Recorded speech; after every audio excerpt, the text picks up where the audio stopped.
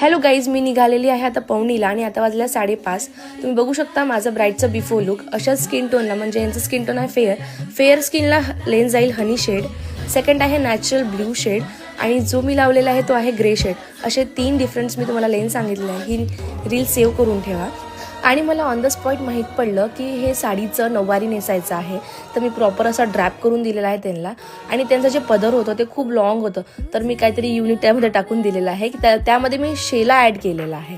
तुम्ही बघू शकता ब्राईडनी जे हाताला घेतलेलं आहे ते नऊवारीचंच ॲडिशनल मी शेला ॲड करून दिलेला आहे. तर तुम्हाला हा नऊवारीचा ड्रॅपिंग कसा वाटला हे मला नक्की कमेंट करून सांगा. त्यांच्या डिमांडिंगच्या अकॉर्डिंग आपण काम केलेलं आहे. त्यांचा फेस टोन आपण एक शेड फेअर घेतला आहे, कारण त्यांचं डिमांड होतं क्लायंटचं.